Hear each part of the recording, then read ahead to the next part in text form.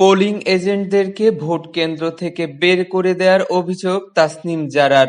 ঢাকা-৯ আসনের স্বতন্ত্র প্রার্থী তাসনিম জারা নানা অজুহাতে তার পোলিং এজেন্টদের ভোটকেন্দ্র থেকে বের করে দেওয়ার অভিযোগ তুলেছেন।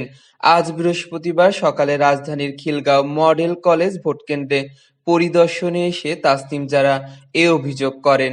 তাসনিম জারা বলেন, বেশ কিছু জটিলতার মধ্যে দিয়ে আমাদের যেতে হচ্ছে। বিভিন্ন অজুহাতে আমাদের পোলিং এজেন্টদেরকে কেন্দ্রে ঢুকতে দেওয়া হচ্ছে না বা বের করে দেওয়া হচ্ছে। বানোয়াট কিছু নিয়ম বানিয়ে এসব অজুহাত তৈরি করা হচ্ছে। কাউকে বলা হচ্ছে, ওরা তো এখানকার ভোটার না, এটা তো নিয়ম না।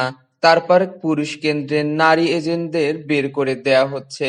তারপর বলা হচ্ছে ফোন নিয়ে ঢোকা যাবে না, কিংবা ফোন নিয়ে ঢোকা যাবে কিন্তু ব্যবহার করা যাবে না।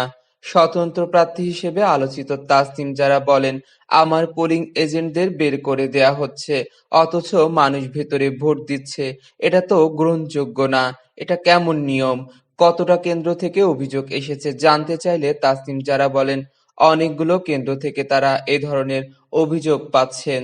তাসনিম জারার এই অভিযোগকে আপনারা কিভাবে দেখছেন অবশ্যই আমাদেরকে কমেন্ট বক্সে জানাবেন।